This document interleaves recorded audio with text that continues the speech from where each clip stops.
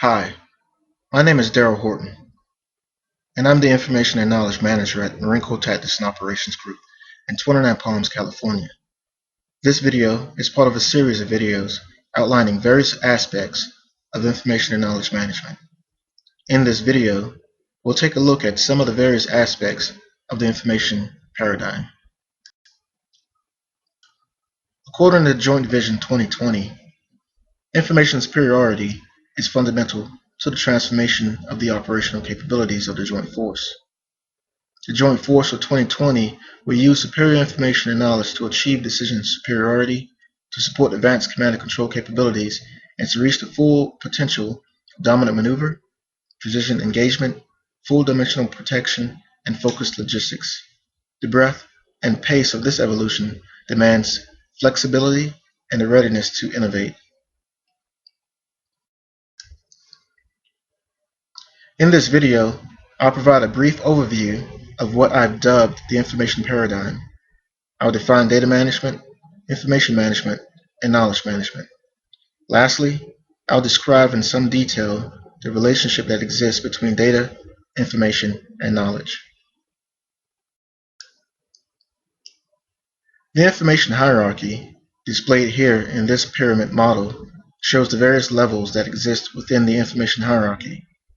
There are several other variations of this model that we'll explore in other videos, but for the purposes of this video, this model highlights three important aspects of the information hierarchy. That is, what the level is, how movement to the next level is accomplished, and who specifically has the responsibility for managing these levels. In this video, we'll examine in more detail each level of the information hierarchy. It is important to remember that the execution of command and control is supported by the various activities associated with each of these levels. The aforementioned reference to activities associated with each of the levels in the information hierarchy must be embedded in both daily operations and the organization's culture.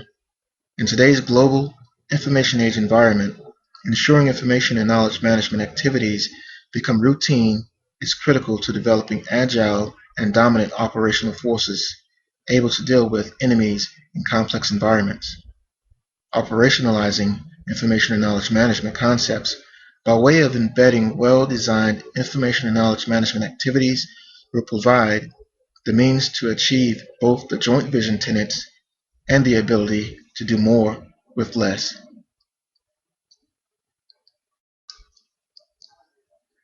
Before we can move forward with embedding information and knowledge management activities, however, we must first address our data management requirements. Recall from the information hierarchy that data represents the first level of our information paradigm and, as the foundation, arguably the most important level of our information paradigm. So what is data management? According to the DAMA, Data Management Body of Knowledge, data management is the development, execution, and supervision of plans, policies, programs, and practices that control, protect, deliver, and enhance the value of data and information assets. Data management consists of many domains, the most important of which is data governance. Data governance acts as the umbrella domain, incorporating all other domains within it. Data governance is essentially the policies, standards, and processes essential for managing the interactions of people and technology with data.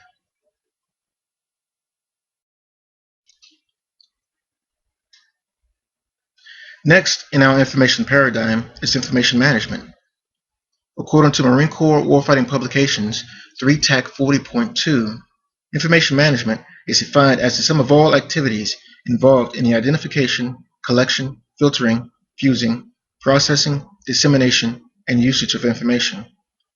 As you can tell from the graphic produced by eLearning Curve, information management includes many domains, some of which are also domains of data management. It is important to note that there are no hard and fast rules or no divisions between data, information, and knowledge management. We'll discuss this in more detail in the section dealing with the relationship between data, information, and knowledge. What is important to point out here is that the 7 actions outlined in our definition of information management should be aligned to the domains listed in the graphic in order to realize the power behind information management.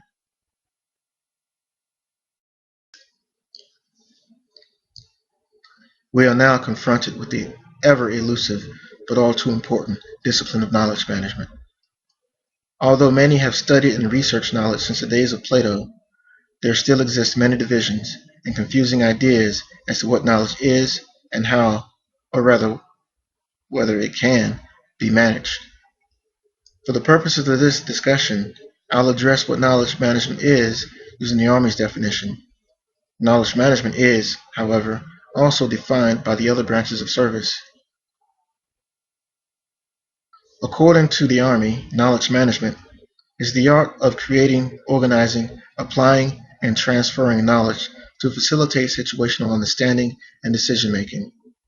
Dr. Robert Nielsen, author of Knowledge Management Catalyst Electronic Government, provides a great graphic describing why knowledge management is important to today's organization.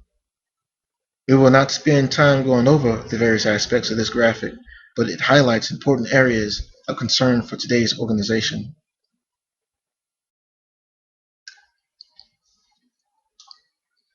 Because of the confusion associated with knowledge management, I'd like to spend a bit more time discussing what knowledge is and how it can be managed.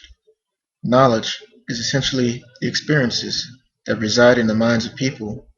It is difficult to separate this knowledge from the individual, so knowledge management can be viewed as the management of people or the management of the social environment people work in. Knowledge is created whenever we come into contact with another object in our environment.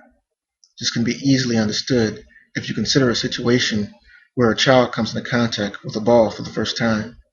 The child knows very little about the ball, but soon discovers information about the texture of the ball, the weight of the ball, how it reacts when the child kicks it or tosses it, etc. The next time the child comes into contact with the ball, he will react with a more informed perspective resulting from his previous interactions with the ball. If the ball is a part of a sport, continued interaction with the ball serves to build more knowledge in the form of muscle memory.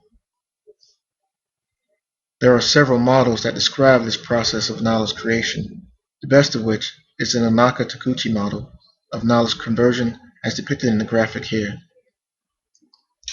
According to Dal Kerr, knowledge creation is not a sequential process. Rather, it depends on a continuous and dynamic interaction between tacit and explicit knowledge throughout the 4 quadrants. We'll discuss the various types of knowledge that exist in another video. So now that we know what knowledge is and how we create it, how is it possible to manage it? Remember that knowledge resides in the minds of people, and people interact with one another in social environments. Therefore, one way to manage knowledge is through the implementation of communities of practice. According to McDermott, as cited in IRIC, community of practice has been defined in simple terms as a group that shares knowledge, learns together, and creates common practices. Communities of practice share information, insight, experience, and tools about an area of common interest. There are, of course, many more tools one can use to manage knowledge. I will cover more about what tools exist in another video. So how are data, information, and knowledge related? The first way to think about this is through the development process. That is, data transforms to information and into knowledge as it is developed. Data becomes information when it is processed and meaning is identified between different data. Information becomes knowledge once evaluated and analyzed. We then move from knowledge to understanding when we apply our experience, judgment, and intuition. As information moves through the information hierarchy, it becomes more valuable to the decision maker.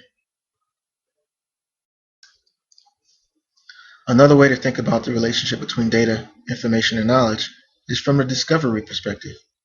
When we bring pieces of data together, we are focused on discovering information. When we bring pieces of information together, we are focused on discovering relationships. When we bring pieces of knowledge together, we are focused on discovering patterns. As we move from information to relationships to patterns, we move closer towards developing understanding, and we become much less reliant on the context of the data. According to Bellinger, the patterns representing knowledge have a tendency to be more self-contextualizing. That is, the pattern tends, to a great extent, to create its own context rather than being context-dependent to the same extent that information is. To round out this discussion on the relationship between data, information, and knowledge, we can review this relationship through the three focal points of any organizational system: people, processes, and technology. These three focal points exist at each level of the information paradigm. We might consider this a micro view of the information paradigm. At a macro view, knowledge management is about people, as it is much more aligned with the people focal point. Information management tends to be more focused on processes and is much more aligned with the process focal point. And data management is focused on policies and is much more aligned with the technology focal point. The different levels of the information hierarchy are interrelated and mutually supporting. Executing command and control without the support of each area in the information hierarchy only serves to weaken our capability.